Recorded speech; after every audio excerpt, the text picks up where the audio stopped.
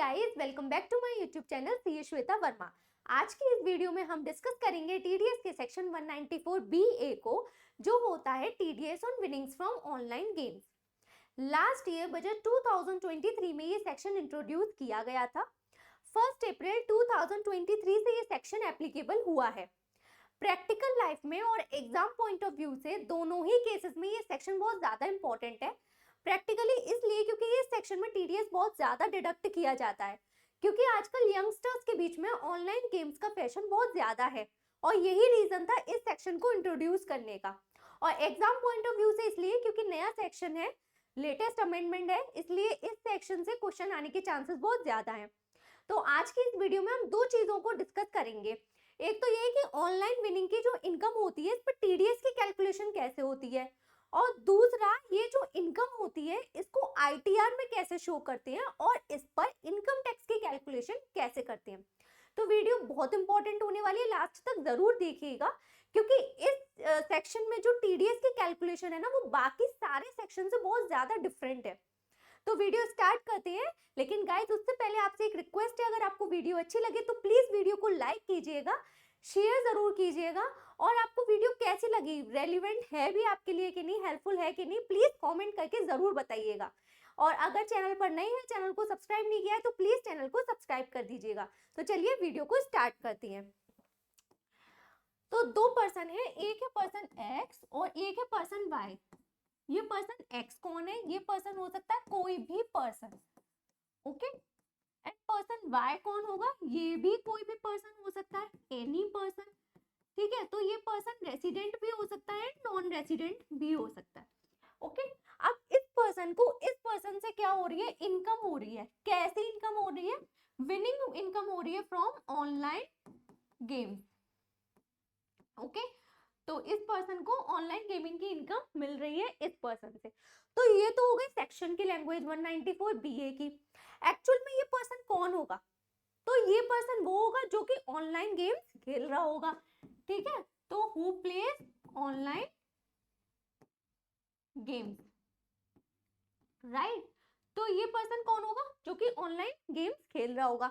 Online games क्या होती हैं? जैसे कि ड्रीम 11, रमी सर्कल्स, आप सबको पता ही होगा, ठीक है। तो ये ऑनलाइन गेम खेल रहा है और ये पर्सन को प्लेटफॉर्म प्रोवाइड कर रहा है ऑनलाइन गेम का, ठीक है। तो ऑनलाइन गेम की इस पर्सन को क्या बोलेंगे? इसको बोलेंगे ऑनलाइन गेमिंग इंटरमीडिएटरी, क्लियर। तो ये पर्सन ऑनलाइन गेम्स खेलता है, ये पर्सन ऑनलाइन गेमिंग इंटरमीडिएटरी है, ये पर्सन इस पर्सन को प्लेटफॉर्म प्रोवाइड कर रहा है। और फिर इस पर्सन की क्या हो रही है? वो जो गेम्स खेल रहा है उससे इनकम हो रही है।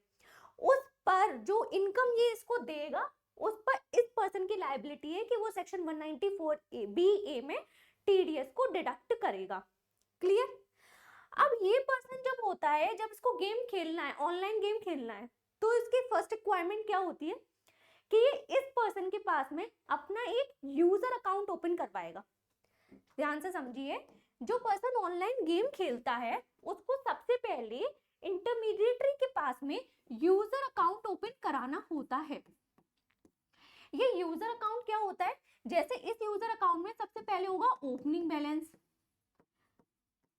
ठीक है। अब जैसे इसने नया अकाउंट ओपन करवाया तो उसका कोई ओपनिंग बैलेंस होगा ही नहीं, वो तो जीरो होगा। और अगर ये लास्ट ईयर भी ऑनलाइन गेम्स को खेल रहा था, तो लास्ट ईयर इस अकाउंट का जो क्लोजिंग बैलेंस होगा वो इस साल का ओपनिंग बैलेंस बन जाएगा। अब मान लीजिए इसने नया अकाउंट ओपन करवाया है, तो इसको हो सकता है कोई ज्वाइनिंग बोनस मिले, तो वो जो ज्वाइनिंग बोनस होगा वो इस अकाउंट में ऐड हो जाएगा। अब ये कुछ अमाउंट डिपॉजिट कराता है इस अकाउंट में। जैसे इस पर्सन का एचडीएफसी बैंक अकाउंट में, एचडीएफसी बैंक में अकाउंट है, उसमें से कुछ पैसे को ट्रांसफर कर लेता है, तो कुछ पैसे डिपॉजिट कराता है, वो भी ऐड हो जाएंगे, ठीक है। अब इसने गेम खेला, गेम खेलने से इसको विनिंग हो गई, तो जो विनिंग इनकम हो गई वो भी ऐड हो जाएगी, ठीक है। अब इसका मन किया कि पैसे अच्छे खासे हो गए मेरे अकाउंट में, मैं कुछ पैसे विड्रॉ कर लेता हूँ, ठीक है। तो ये पर्सन विड्रॉ भी करेगा, इस अकाउंट से पैसे विड्रॉ भी करेगा, ठीक है। तो ये माइनस हो जाएंगे पैसे। फिर इसने फिर से गेम खेला, अब क्या हो गया? लॉस हो गया, ठीक है। अब इस पर्सन को लॉस हो गया तो ये माइनस हो जाएगा। इस तरह से पूरा चलता रहता है। अब मान लीजिए इसने फिर से कुछ पैसे डिपॉजिट कराए, ठीक है, डिपॉजिट कभी भी करा सकता है, डिपॉजिट कभी भी अमाउंट को विड्रॉ कर सकता है, कभी भी गेम खेलेगा, गेम खेलने से फिर विनिंग इनकम हो गई, फिर हो सकता है फिर लॉस हो जाए, इस तरह से पूरा चलता रहता है। फिर से इसने फिर मन किया कि मैं कुछ पैसे विड्रॉ कर लूं, फिर से इसने विड्रॉ कर लिए पैसे, ठीक है। तो ये सब क्या होता है, ये सब होता है सारा जो है वो यूजर अकाउंट में होता है सब कुछ, ठीक है। और ये यूजर अकाउंट किसके पास होता है, ये यूजर अकाउंट को हैंडल करता है इंटरमीडिएटरी, ओके। अब इस तरीके से पूरे साल ये यूजर अकाउंट में पैसे आते हैं जाते हैं, कुछ पैसे विड्रॉ हो जाते हैं, ये फिर उसका हो जाता है क्लोजिंग बैलेंस। अब यही क्लोजिंग बैलेंस नेक्स्ट ईयर का क्या बन जाएगा, यूजर अकाउंट का ओपनिंग बैलेंस, ठीक है। इस तरीके से अकाउंट होता है। अब आप इसमें देखिए कि इसने बीच बीच में पैसे डिपॉजिट किए अपने अकाउंट से, पैसे डिपॉजिट करता रहा। ये जो पैसे जब वो अपने अकाउंट से डिपॉजिट करता है इस यूजर अकाउंट में, इन पैसों को बोलते हैं non taxable deposit, non taxable deposit. बहुत ध्यान से आपको एक एक टर्म समझना है क्योंकि ये सारे टर्म्स आगे चल के बहुत ज्यादा रेलिवेंट होने वाले हैं, ठीक है। तो बहुत रेलिवेंट चीजें हैं, बहुत ध्यान से समझिए। ये जो पैसे वो अपने अकाउंट से इस अकाउंट में, अपने बैंक अकाउंट से इस यूजर अकाउंट में ट्रांसफर कर रहा है, डिपॉजिट कर रहा है, इसको क्या बोलते हैं, इसको बोलते हैं हम नॉन टैक्सेबल डिपॉजिट। अब ये नॉन टैक्सेबल डिपॉजिट क्या होता है, क्योंकि इसने पैसे अपने अकाउंट से ट्रांसफर किए हैं तो उन पैसों पर ये टैक्स पे कर चुका होगा ऑलरेडी, इसकी इनकम हुई होगी, कहीं से पैसे आए होंगे, उस पर ऑलरेडी टैक्स पेड होगा, इसलिए इस अकाउंट के लिए ये पैसे क्या हो गए, नॉन टैक्सेबल, ठीक है, क्योंकि इन पर टैक्स ऑलरेडी पेड है। तो इस अकाउंट के लिए पैसे क्या हो गए, नॉन टैक्सेबल। तो ये जो डिपॉजिट्स होते हैं ये क्या होते हैं, नॉन टैक्सेबल डिपॉजिट्स होते हैं। अब इसको क्या होता है कि बीच बीच में बोनस भी मिलते रहते हैं, जैसे ज्वाइनिंग बोनस हो गया, इसने किसी पर्सन को रेफर कर दिया कि गेम खेलो बड़ा मजा आता है, उस पर्सन ने इसके कहने पर गेम खेलना स्टार्ट कर दिया, तो इसको बीच में रेफरल बोनस भी मिल सकती हैं। तो ऐसे इंसेंटिव्स जो होती हैं जो ऑनलाइन इंटरमीडिएटरीज के अकाउंट में ट्रांसफर करते रहती हैं, तो इस तरीके की जो इंसेंटिव्स होती हैं इनको बोलते हैं टैक्सेबल डिपॉजिट्स, ठीक है। ये क्या होती हैं, टैक्सेबल डिपॉजिट्स। अब ये टैक्सेबल क्यों होते हैं, क्योंकि क्या इस तरीके के जो पैसे हैं इन पर टैक्स पेड है, इन पर तो कोई टैक्स पेड नहीं है, तो ये होते हैं टैक्सेबल डिपॉजिट्स और ये होते हैं नॉन टैक्सेबल डिपॉजिट्स। अब बात आती है टीडीएस के ऊपर कि टीडीएस कब डिडक्ट होता है, किन पैसों पर टीडीएस डिडक्ट होता है। अब देखिए ये जो पैसे इसके अकाउंट में है, जो विनिंग इनकम के हैं, जो डिपॉजिट्स के हैं, ठीक है, इस तरीके के जो पैसे ये इसकी इनकम नहीं होती, इसके अकाउंट में जो पैसे पड़े हैं वो इनकम नहीं है। इनकम क्या होती है, विनिंग क्या होती है, जो पैसे ये विड्रॉ करता है। ध्यान से समझिए, इनकम क्या मानती है सेक्शन 194 BA में, जो पैसे ये विड्रॉ कर रहा है वो इसकी इनकम होती है, वो इस पर्सन की विनिंग होती है, उसी विनिंग पर टीडीएस डिडक्ट किया जाता है। तो टीडीएस कब डिडक्ट होगा, टीडीएस डिडक्ट होगा जिसको हम बोलेंगे पॉइंट ऑफ टैक्सेशन। किस टाइम पर टीडीएस डिडक्ट किया जाएगा, at the time of withdrawal. Withdrawal के टाइम पे जब भी अमाउंट को विड्रॉ करेगा तभी इंटरमीडिएटरी की लायबिलिटी होगी कि वो टीडीएस को डिडक्ट करे। तो साल में वो एक बार भी विड्रॉ कर सकता है, साल में वो 10 बार भी विड्रॉ कर सकता है, इसकी मर्जी, ओके। अब किस अमाउंट पे टीडीएस को डिडक्ट किया जाएगा, क्या ये जो अमाउंट विड्रॉ कर रहा है क्या इस अमाउंट पर टीडीएस डिडक्ट किया जाएगा, then answer is no. TDS deduct किया जाता हमेशा नेट विनिंग्स पर, ध्यान रखना है, वेरी इंपॉर्टेंट। टीडीएस किस पर डिडक्ट किया जाता है, नेट विनिंग्स पर। अब ये नेट विनिंग्स क्या होती है, तो नेट विनिंग्स को कैलकुलेट करने का एक फॉर्मूला होता है और ये फॉर्मूला किस में दे रखा है, ये दे रखा है rule 133 of income tax rules में। तो जो इनकम टैक्स के रूल्स हैं उसमें रूल 133 है जिसमें बता रखा है कि नेट विनिंग्स को कैसे कैलकुलेट करेंगे, ऑनलाइन गेमिंग की जो नेट विनिंग्स होती है उसकी कैलकुलेशन कैसे होती है। अब देखते हैं नेट विनिंग्स की कैलकुलेशन कैसे होती है। तो नेट विनिंग्स क्या होती है, नेट विनिंग्स होती हैं जो वो अमाउंट विड्रॉ कर रहा है, जो पर्सन अमाउंट विड्रॉ कर रहा है उसमें से इसके जो विड्रॉल वाला अमाउंट है उसमें से माइनस कर देंगे। क्या माइनस करेंगे? जो अमाउंट उसने डिपॉजिट किया था, ठीक है, अमाउंट डिपॉजिटेड, ठीक है। और क्या माइनस करेंगे? इसमें से दो चीजें माइनस कर दी, एक तो अमाउंट डिपॉजिटेड और इस पर्सन का जो ओपनिंग बैलेंस था इस अकाउंट में, यूजर अकाउंट में जो ओपनिंग बैलेंस था। क्लियर?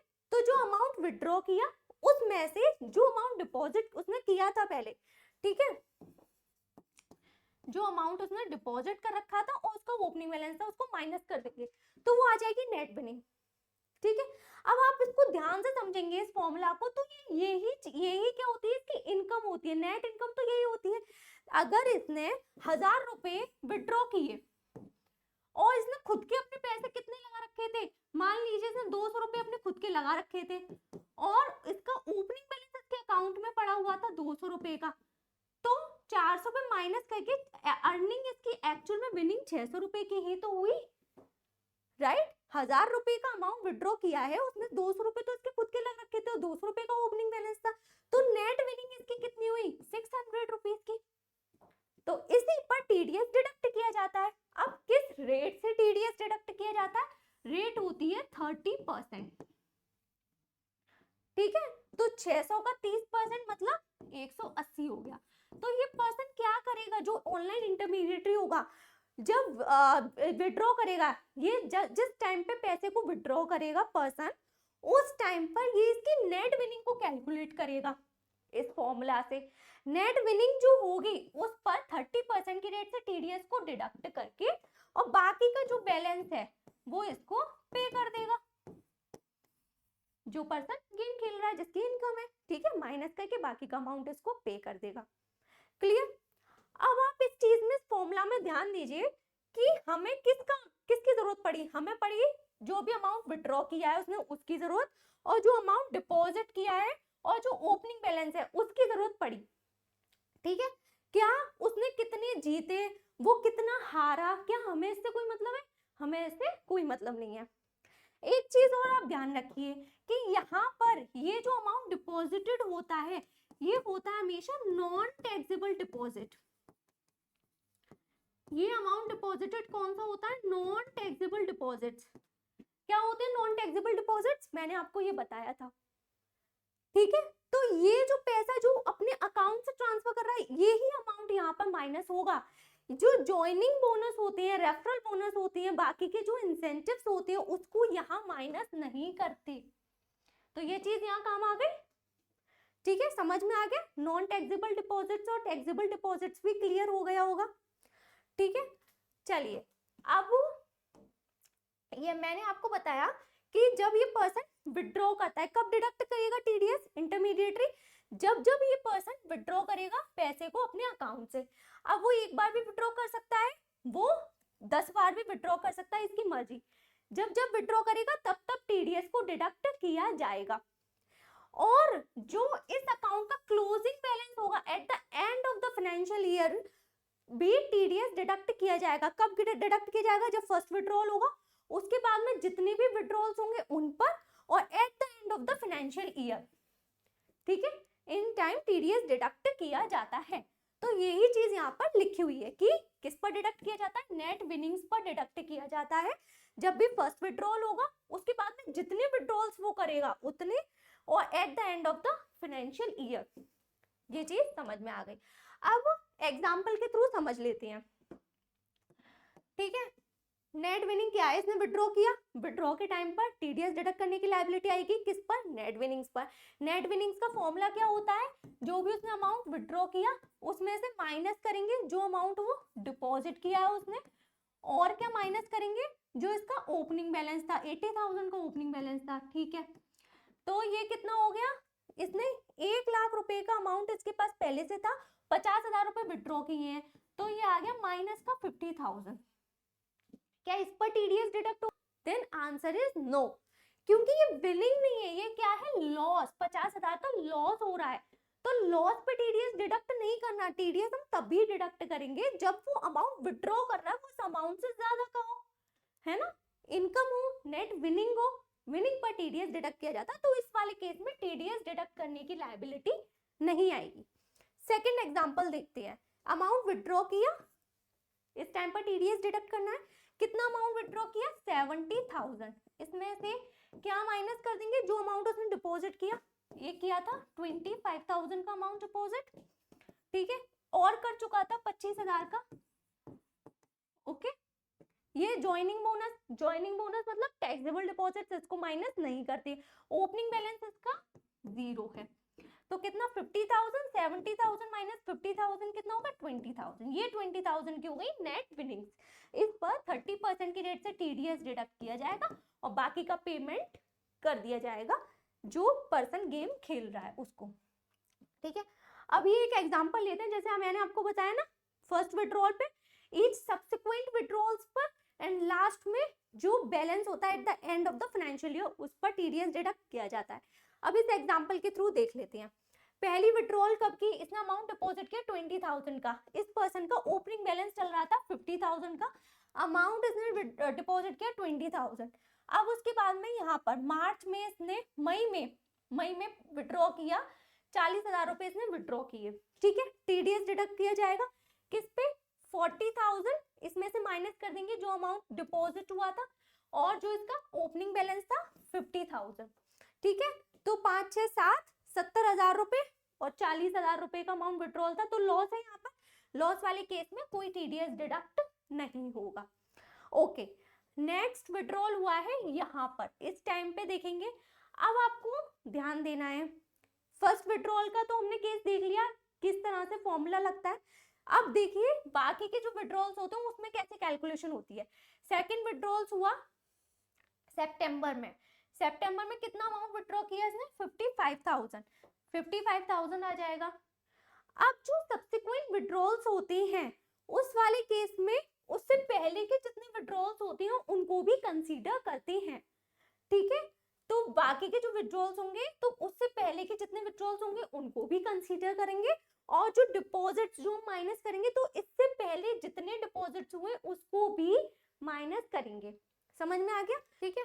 तो यहाँ पे जो विड्रॉल हुआ 55,000 का 55,000, उससे पहले उसने विड्रॉ किया 40,000 का 40,000, ओके, और कोई विड्रॉल नहीं था, माइनस कर देंगे, क्या माइनस करेंगे, बोनस को माइनस करेंगे, तो बोनस क्या है टैक्सेबल डिपॉजिट्स, इसको कंसीडर नहीं करेंगे, डिपॉजिट्स ले लेंगे 15,000 रुपए का, ठीक है, उससे पहले एक और डिपॉजिट किया था 20,000 का, ठीक है, और ओपनिंग बैलेंस तो लेंगे ही, इसको माइनस कर देंगे तो ये आ जाएगा 10,000 रुपीज और 10,000 की हो गई नेट विनिंग पर टीडीएस कितना हो गया 3,000, बाकी का 7,000 का पेमेंट कर दिया जाएगा।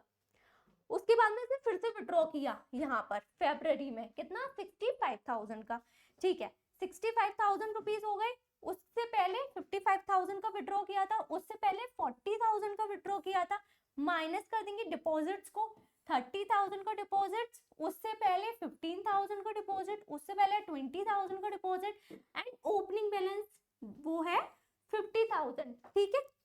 एक चीज और माइनस करेंगे अब, क्योंकि इससे पहले 10,000 रुपीज की नेट विनिंग पर टीडीएस डिडक्टेड है ऑलरेडी, जिस पर टीडीएस ऑलरेडी डिडक्टेड है उसको भी माइनस किया जाएगा यहाँ पर। तो जो सब्सिक्वेंट विड्रॉल्स होती हैं उसमें सारे विड्रॉल्स लिए जाते हैं, सारे डिपॉजिट्स लिए जाते हैं, और अगर उससे पहले किसी अमाउंट पर किसी नेट विनिंग पर जिस पर टीडीएस ऑलरेडी डिडक्टेड है उसको भी माइनस कर दिया जाता है, क्योंकि इस इनकम पर तो टीडीएस डिडक्ट हो चुका है तो इसको बार बार कंसीडर नहीं करेंगे, तो इसको भी माइनस कर देंगे। ये करने के बाद में हमारी नेट विनिंग आ गई 35,000 की, 35,000 पर 30% की रेट से इतना टीडीएस डिडक्ट हो जाएगा और 35,000 में से 10,500 माइनस करके बैलेंस अमाउंट पे कर दिया जाएगा।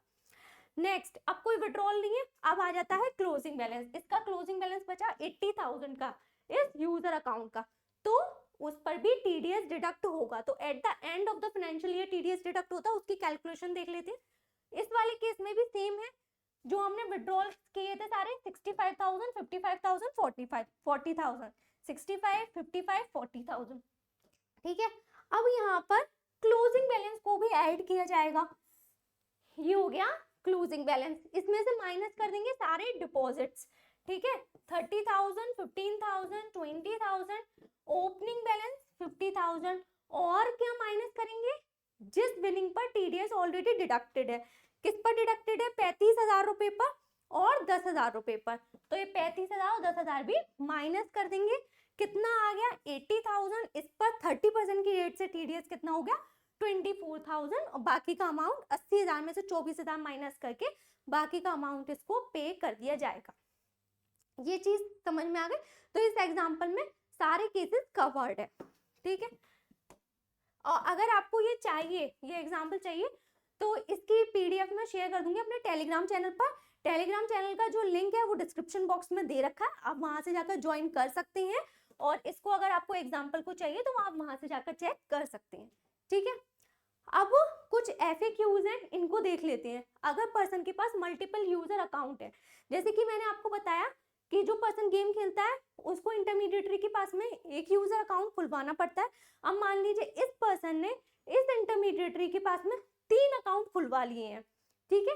एक ही पर्सन है, एक ही इंटरमीडिएटरी अकाउंट 3 है, तो तीनों अकाउंट को साथ में मिलाकर टीडीएस की कैलकुलेशन की जाएगी, ठीक है। तो तीनों के जो डिपॉजिट्स हैं उनको ऐड कर देंगे, जो विड्रॉल्स हैं उनको ऐड कर देंगे, इस तरीके से कैलकुलेशन की जाएगी, ठीक है।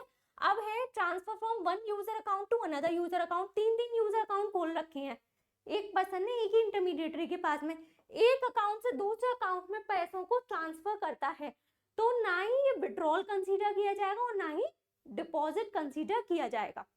समझ में आ गया। तो एक यूजर अकाउंट से दूसरे यूजर अकाउंट में अगर डिपॉजिट किया जा रहा है या विड्रॉल किया जा रहा है उसको कंसीडर नहीं किया जाता है। नेक्स्ट, कैश और काइंड। तो अगर कैश में विनिंग होती है तो उस वाले केस में जो अमाउंट विड्रॉल होता है उसमें नेट विनिंग निकाली जाती है, उस पर टीडीएस की रेट से टीडीएस डिडक्ट किया जाता है, ठीक है। अब हो सकता है विनिंग काइंड में हो सकता है इस पर्सन को कार दी जाए, विनिंग में कार दी जाए। तो जब काइंड होती है तो काइंड के केस में क्या करते हैं, काइंड के केस में उसकी जो करंट मार्केट वैल्यू होती है, काइंड के केस में जैसे हमने माना कार, तो उसकी जो करंट मार्केट वैल्यू होती है वो मानी जाती है नेट विनिंग, ठीक है। तो मान लीजिए कार की करंट मार्केट वैल्यू है 3 लाख रुपीज, तो 3 लाख रुपीज क्या मानी जाएगी, नेट विनिंग, और इस पर 30% की रेट से टीडीएस डिडक्ट किया जाएगा। अब जो टीडीएस का अमाउंट निकल कर आता है, अब वो तो आप डिडक्ट नहीं कर सकते, कार में से कैसे डिडक्ट करोगे, तो पहले क्या किया जाएगा, इस अमाउंट को इस पर्सन से ले लिया जाएगा और उसके बाद में जो विनिंग होती है, काइंड की विनिंग होती है, उसको रिलीज किया जाता है, ठीक है। नेक्स्ट है taxable deposit in the form of bonus, referral bonus. ये मैंने बताया था आपको कि जो बोनस होते हैं, ज्वाइनिंग बोनस होते हैं, रेफरल बोनस होते हैं, और भी कुछ इंसेंटिव्स मिलती हैं जो इंटरमीडिएटरी इस यूजर अकाउंट में डिपॉजिट करता है, इसको क्या बोलते हैं, हम बोलते हैं टैक्सेबल डिपॉजिट। और इसको फॉर्मूला में नेट विनिंग को निकालने के लिए माइनस नहीं किया जाता, लेकिन एक एक्सेप्शन है। वो एक्सेप्शन क्या है कि जो इंटरमीडिएटरी जब इस तरह के इंसेंटिव्स को डिपॉजिट करते हैं तो वो ये अलाउ नहीं करते कि आप इस अमाउंट को विड्रॉ कर सको, ठीक है। वो कहते हैं कि आप इसको केवल प्ले करने के लिए ही यूज कर सकते हो, लेकिन आप इस अमाउंट को विड्रॉ नहीं कर सकते। तो जब ऐसा होता है उस वाले केस में तो ये क्या माना जाता है, देखिए जब विड्रॉ नहीं कर सकते, जो कि जनरली ऐसा ही होता है, अमाउंट विड्रॉ नहीं कर सकते, जब विड्रॉ नहीं कर सकते तो ये क्या होता है, टैक्सेबल डिपॉजिट। और टैक्सेबल डिपॉजिट होता है तो उसको कंसीडर नहीं करते फॉर्मूला में। लेकिन अगर वो बोल देता है कि आप इसको विड्रॉ भी कर सकते हो, तो जब विड्रॉ भी कर सकते हैं तो ये नॉर्मल जो डिपॉजिट्स होते हैं उनके जैसा ही होता है, तो नॉर्मल डिपॉजिट की तरह माना जाता है, इसको नॉन टैक्सेबल डिपॉजिट माना जाता है, ठीक है। और फिर नॉन टैक्सेबल डिपॉजिट अगर होता है तो फॉर्मूला में ये माइनस हो जाता है। समझ में आ गया। अगर यूजर बोरो करता है कुछ मनी और डिपॉजिट करता है अपने अकाउंट में, उसने अपने अकाउंट से ट्रांसफर नहीं किया, किसी पर्सन से लोन लेके बोरो करके उस अमाउंट को डिपॉजिट किया है, तो इस वाले केस में ये माना जाता है कि उस अमाउंट पर कहीं ना कहीं टैक्स पे हो चुका होगा, तो इस अमाउंट पे ऑलरेडी टैक्स पेड है, ये माना जाता है। जब टैक्स पेड है तो इस यूजर अकाउंट के लिए इस तरह के डिपॉजिट क्या होते हैं, नॉन टैक्सेबल डिपॉजिट होते हैं। रिलैक्सेशन दी गई है एक, क्या, अगर नेट विनिंग 100 रुपए तक की होती है उस वाले केस में कोई टीडीएस डिडक्ट नहीं होता। ठीक है, जैसे ये यहाँ पर नेट विनिंग जो निकल कर आती है, जैसे यहाँ पे 35,000 निकली, मान लीजिए 90 रुपए हो या फिर 100 रुपए हो, तो क्या टीडीएस डिडक्ट करेंगे? टीडीएस डिडक्ट नहीं करेंगे। तो 100 रुपए तक की नेट विनिंग पर कोई टीडीएस डिडक्ट नहीं किया जाता। चलिए, टीडीएस की कैलकुलेशन हो गई, सेक्शन 194 बीए कंप्लीट हो गया। अब बात करते हैं कि ये जो इनकम होती है, ठीक है, इस पर इनकम टैक्स कैसे कैलकुलेट होता है और इसको कैसे शो किया जाता है अपने आईटीआर में। सबसे पहले जो ऑनलाइन गेमिंग की इनकम होती है, इसका सेक्शन होता है 115BBJ। ठीक है, इनकम टैक्स किस सेक्शन में कैलकुलेट किया जाता है? 115BBJ। अब कौन सा आईटीआर फॉर्म होता है इसके लिए? तो इसके लिए आईटीआर फॉर्म होता है आईटीआर 2 या आईटीआर 3। अगर आपकी ऑनलाइन गेमिंग की इनकम है या फिर उसके साथ में आपकी सैलरी की इनकम भी है तो आईटीआर 2 फॉर्म फाइल करते हैं। अगर आपका बिजनेस या प्रोफेशन है उसके साथ आपकी ऑनलाइन गेमिंग की इनकम है, देन आईटीआर 3 आपके लिए एप्लीकेबल होता है। ठीक है, किस हेड की इनकम होती है? इनकम फ्रॉम अदर सोर्सेज की ये इनकम बनती है। हेड से इनकम टैक्स इस पे कैलकुलेट किया जाता है। तो ये जो इनकम होती है स्पेशल रेट ऑफ इनकम होती है। ठीक है, जो आपकी स्लैब रेट का बेनिफिट इस पर नहीं मिलता। ठीक है, 2.5 लाख 3 लाख तक, उसके बाद में जो स्लैब रेट का बेनिफिट इस पर नहीं मिलता। आपकी इनकम कितनी भी हो, फ्लैट 30% की रेट से टैक्स लगता है। अगर आपकी इनकम सरचार्ज में फॉल कर रही है, सरचार्ज लगेगा, सेस तो लगेगा ही लगेगा। ठीक है, किसी खर्चा आपने कोई उस इनकम को अर्न करने में कोई खर्चा किया है तो किसी खर्चे की डिडक्शन मिलेगी? किसी की नहीं मिलेगी। चैप्टर 6A में आपने इन्वेस्टमेंट कर रखे हैं, ठीक है, एटीसी, एटीडी, एटीयू, क्या उनकी डिडक्शन मिलेगी? उनकी डिडक्शन भी नहीं मिलेगी। अनएग्जॉस्टेड बेसिक एग्जेम्पशन लिमिट, इसकी डिडक्शन मिलेगी? नहीं मिलेगी। हमें ये कुछ देखना ही नहीं है। क्या होगी? जो भी इनकम होगी फ्लैट 30% की रेट से टैक्स लग जाएगा। टैक्स किस पर लगता है इस इनकम पर? ये जो इनकम होती है इसमें भी नेट विनिंग्स कैलकुलेट करनी पड़ती है। नेट विनिंग्स पर 30% की रेट से टैक्स लगता है। 30% प्लस सरचार्ज इफ एप्लीकेबल, और 4% सेस तो होगा ही। तो इस वाले केस में 115BBJ में नेट विनिंग क्या होती है? तो नेट विनिंग यहाँ पे क्या होती है? जो भी अमाउंट हम विड्रॉ कर रहे हैं plus closing balance, amount withdraw कर रहे हैं प्लस क्लोजिंग बैलेंस, इसमें से माइनस करेंगे जो डिपॉजिट्स है और opening balance, deposits and opening balance, ये निकल जाती है नेट विनिंग। इस पर टैक्स लगता है प्लस सरचार्ज प्लस 4%। क्लियर? इस तरह से है सेक्शन 194BA और सेक्शन 115BBJ। अच्छा, प्रैक्टिकली अगर देखा जाए तो क्या ये 115BBJ की इतनी ऐसे कैलकुलेशन की जाती है?